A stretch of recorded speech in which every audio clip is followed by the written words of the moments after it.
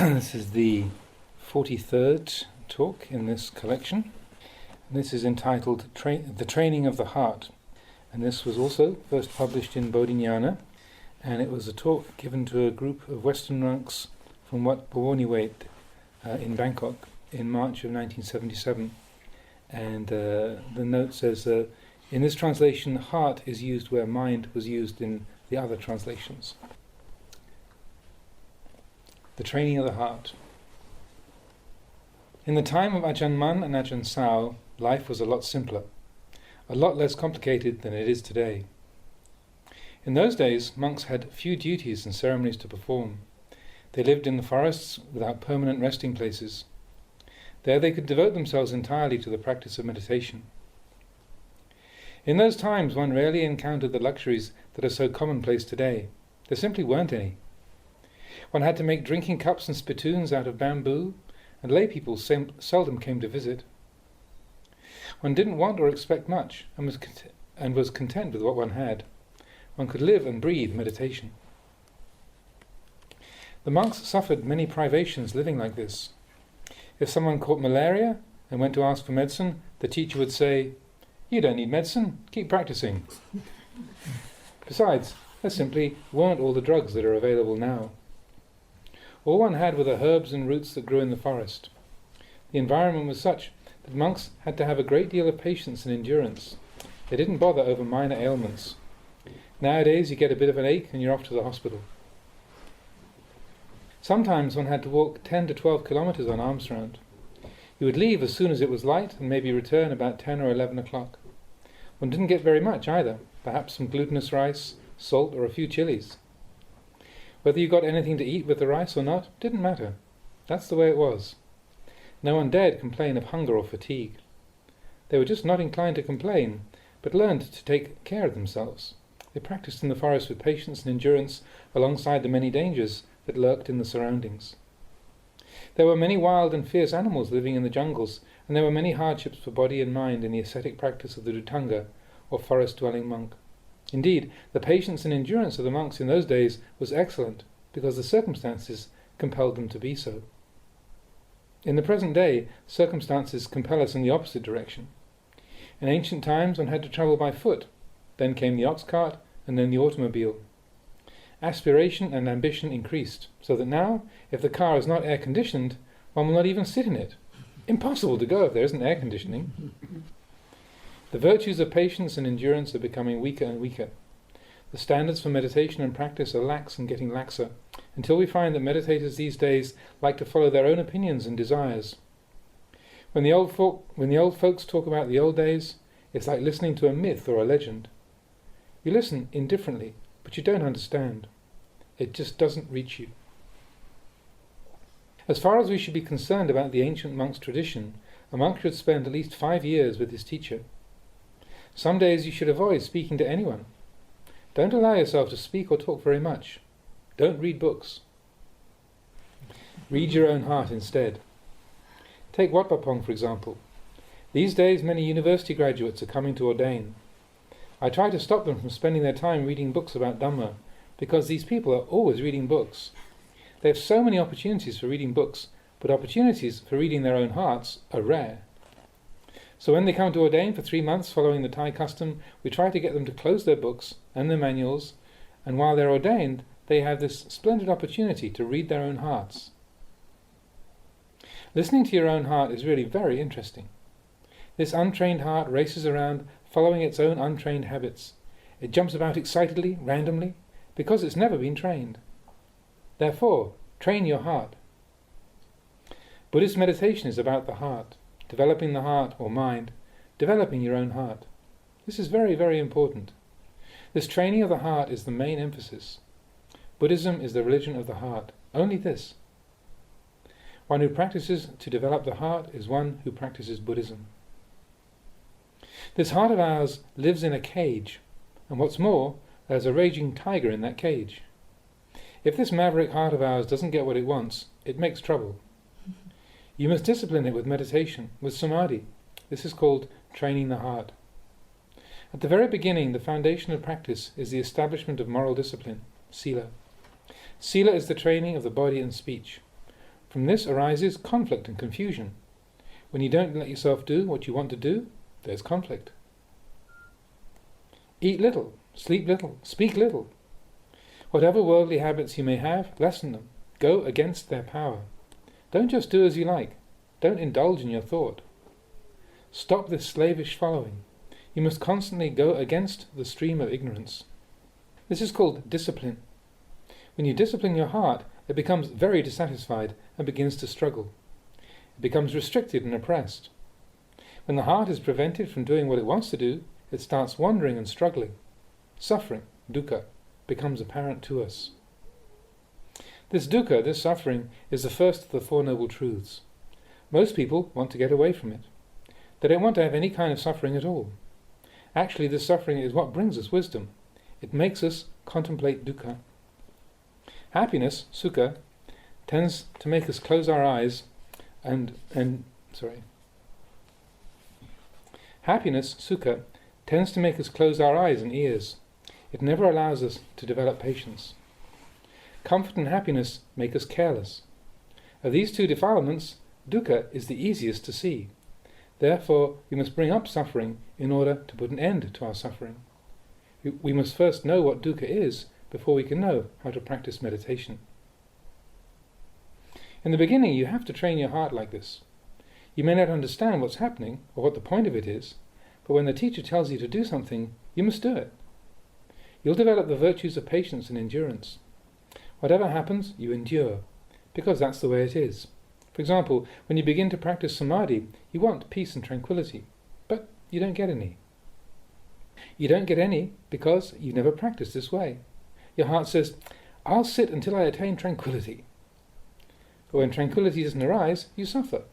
And when there's suffering, you get up and run away. To practice like this cannot be called developing the heart. It's called desertion. Instead of indulging in your moods, train yourself with the Dhamma of the Buddha. Lazy or diligent, just keep on practicing. Don't you think that this is a better way? The other way, the way of following your moods, will never reach the Dhamma. If you practice the Dhamma, then whatever the mood may be, you keep on practicing, constantly practicing. The other way of self-indulgence is not the way of the Buddha. When we follow our own views on practice, our own opinions about the Dhamma, we can never see clearly what's right and what's wrong. We don't know our own heart. We don't know ourselves.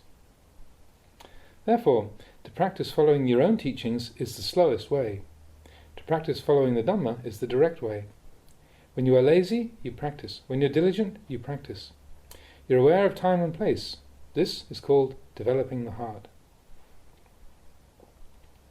If you indulge in following your own views and try to practice accordingly, you'll start thinking and doubting a lot. You'll think to yourself, I don't have very much merit. I don't have any luck. I've been practicing meditation for years now, and I'm still unenlightened. I still haven't seen the Dhamma. To practice with this kind of attitude cannot be called developing the heart. It's called developing disaster. If at this time you're like this, if you're a meditator who still doesn't know, who doesn't see, if you haven't renewed yourself yet, it's because you've been practicing wrongly. You haven't been following the teachings of the Buddha. The Buddha taught like this: Ananda, practice a lot. Develop your practice constantly. Then all your doubts, all your uncertainties will vanish.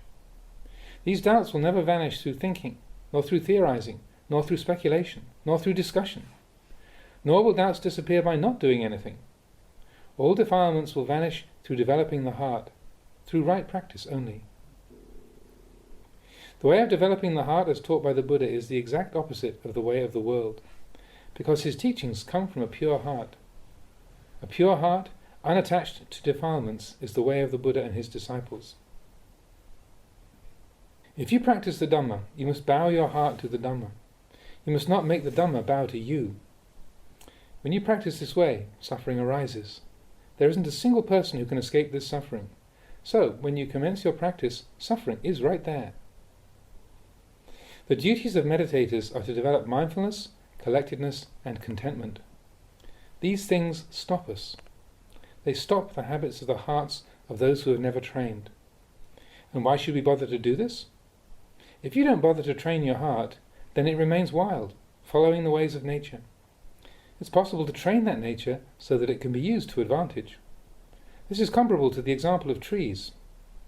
If we just left trees in their natural state, we'd never be able to build a house with them. We couldn't make planks or anything of any use in building a house. However, if a carpenter came along wanting to build a house, he would go looking for trees such as these. He would take this raw material and use it to advantage.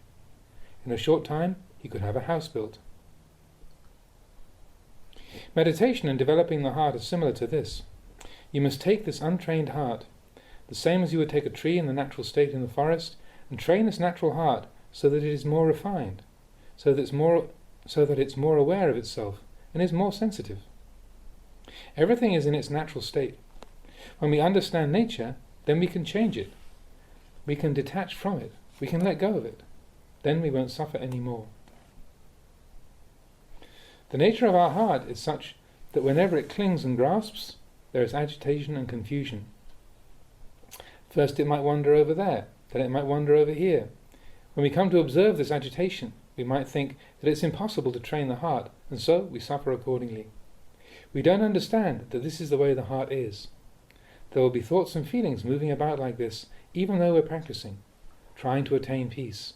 That's the way it is.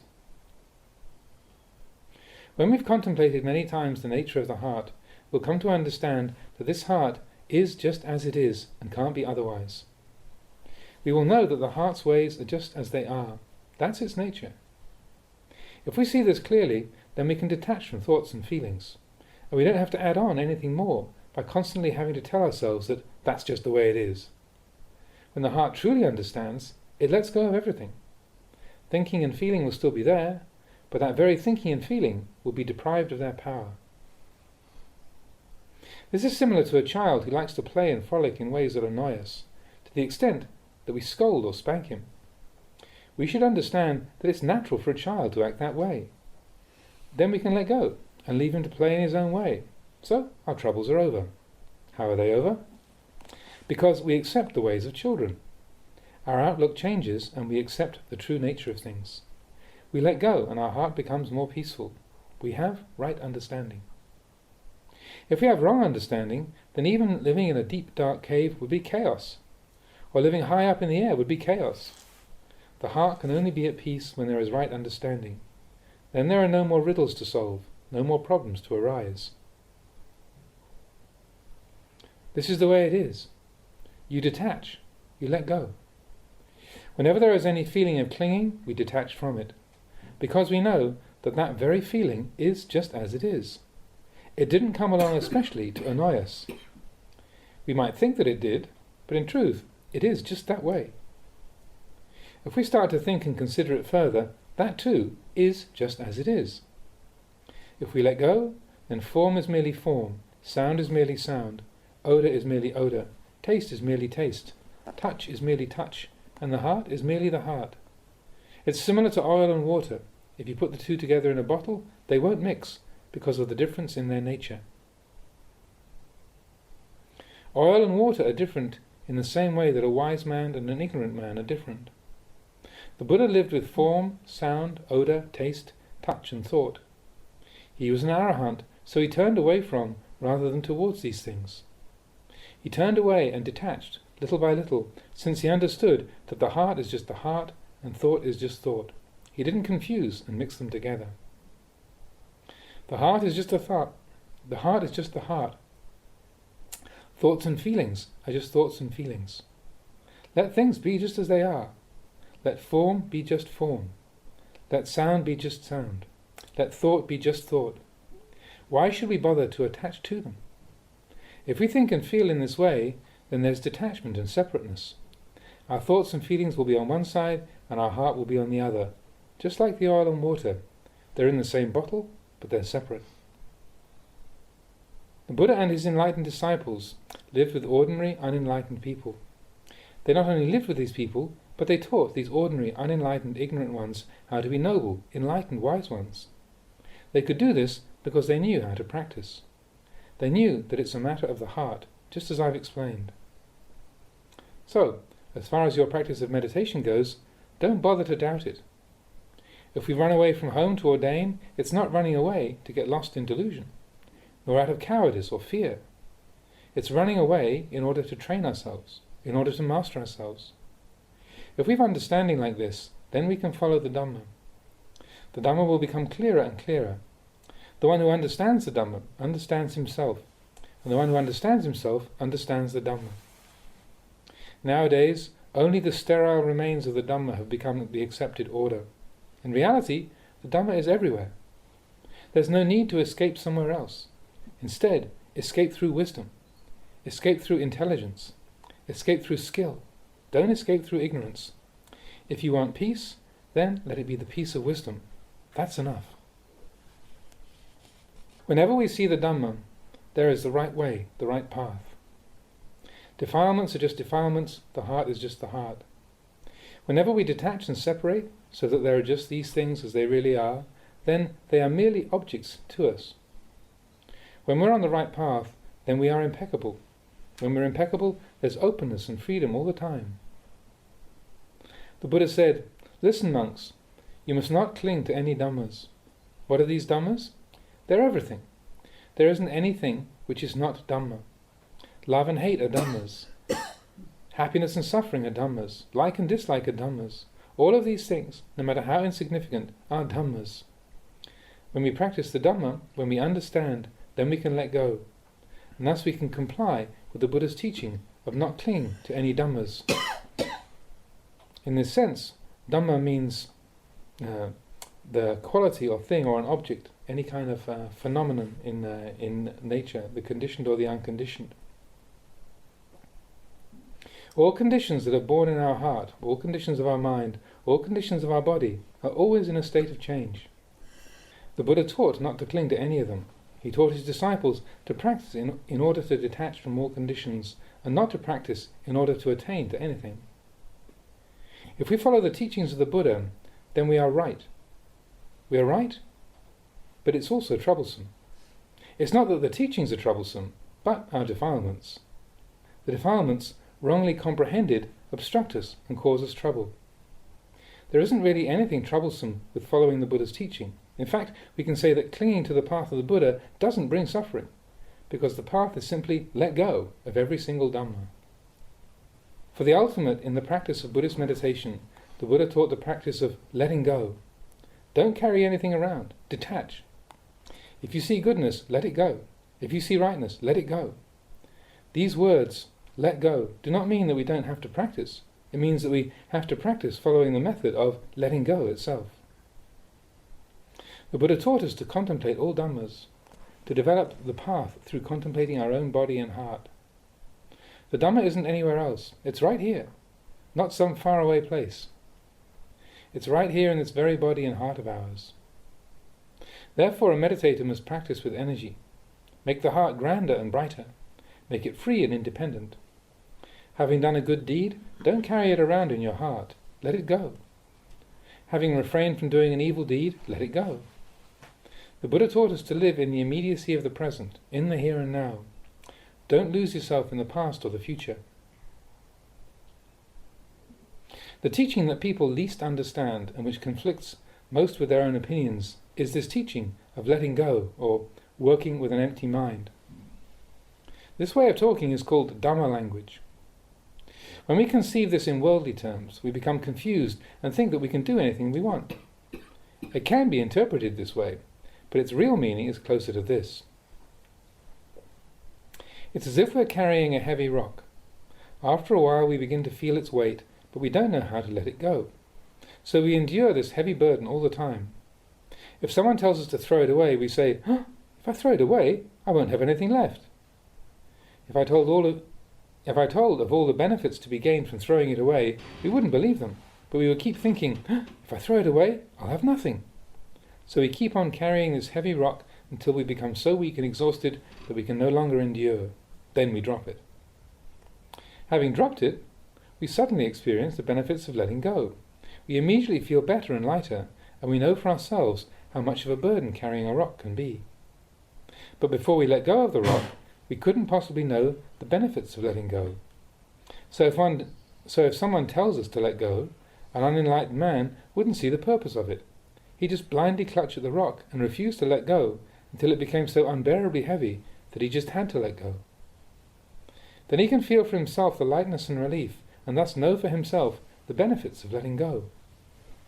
Later on we may start carrying burdens again, but now we know what the results will be, so we can now let go more easily. This understanding that it's useless to carry burdens around and that letting go brings ease and lightness is an example of knowing ourselves. Our pride, our sense of self that we depend on, is the same as that heavy rock. Like that rock, if we think about letting go of self-conceit, we're afraid that without it, there would be nothing left. But when we can finally let it go, we realize for ourselves the ease and comfort of not clinging. In the training of the heart, you mustn't cling to either praise or blame. To just want praise and not want blame is the way of the world. The way of the Buddha is to accept praise when it's appropriate and to accept blame when it's appropriate.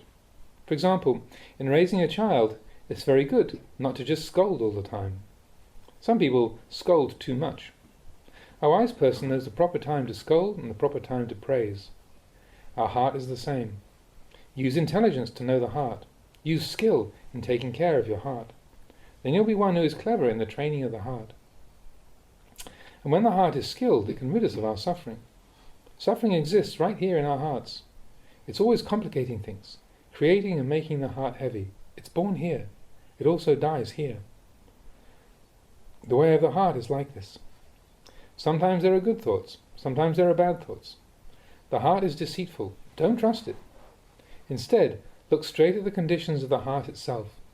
Accept them as they are. They're just as they are. Whether it's good or evil or whatever, that's just the way it is. If you don't grab onto these conditions, they don't become anything more or less than what they already are. If we grab hold, we'll get bitten and we'll then suffer. With right view, there's only peace. Samadhi is born and wisdom takes over. Wherever you may sit or lie down, there's peace. There's peace everywhere, no matter where you may go. So, today you brought your disciples here to listen to the Dhamma. You may understand some of it you may not. In order for you to understand more clearly, I've talked about the practice of meditation. Whether you think it's right or not, you should take it and contemplate it. As a teacher myself, I've been in a similar predicament. I too have longed to listen to Dhamma talks because wherever I went, I was giving talks to others, but never had a chance to listen. So at this time, you really appreciate listening to a talk from a teacher. Time passes by so quickly when you're sitting and listening quietly, you're hungry for Dhamma, so you really want to listen. At first, giving talks to others is a pleasure, but after a while, the pleasure is gone. You feel bored and tired. Then you want to listen. So when you listen to a talk from a teacher, you feel much inspiration and you understand easily. When you're getting old and there's hunger for Dhamma, its flavour is especially delicious. Being a teacher of others, you are an example to them. You're a model for other bhikkhus. You're an example to your disciples. You're an example to everybody. So, don't forget yourself. But don't think about yourself either. If such thoughts do arise, get rid of them. If you do this, then you'll be able to be one who knows himself. There are a million ways to practice Dhamma. There's no end to the things that can be said about meditation. There are so many things that can make us doubt. Just keep sweeping them out, and then there's no more doubt. When we have right understanding like this, no matter where we sit or walk, there is peace and ease. Wherever we may meditate, that's the place to bring your awareness. Don't hold that one only meditates while sitting or walking. Everything and everywhere is our practice. There's awareness all the time. There's mindfulness all the time. We can see birth and death of mind and body all the time, and we don't let it clutter up our hearts. Let it go constantly. If love comes, let it go back to its home. If greed comes, let it go home. If anger comes, let it go home. Follow them. Where do they live? Then escort them there. Don't keep anything. If you practice like this, you're like an empty house. Or, explained another way, this is an empty heart, a heart empty and free of all evil. We call it an empty heart, but it isn't empty as if there was nothing. It's empty of evil, but filled with wisdom. Then, whatever you do, you'll do with wisdom. You'll think with wisdom. You'll eat with wisdom. There will be only wisdom. This is the teaching for today, and I offer it to you. I've recorded it on tape. If listening to Dhamma makes your heart at peace, that's good enough. You don't need to remember anything. Some may not believe this. If we make our heart peaceful and just listen, letting it pass by but contemplating continuously like this, then we are like a tape recorder. After some time, we turn it on. Everything is there. Have no fear that there won't be anything. As soon as you turn on your tape recorder, everything is there. I wish to offer this to every bhikkhu and to everyone. Some of you probably know only a little Thai, but that doesn't matter. May you learn the language of the Dhamma. That's good enough. You want?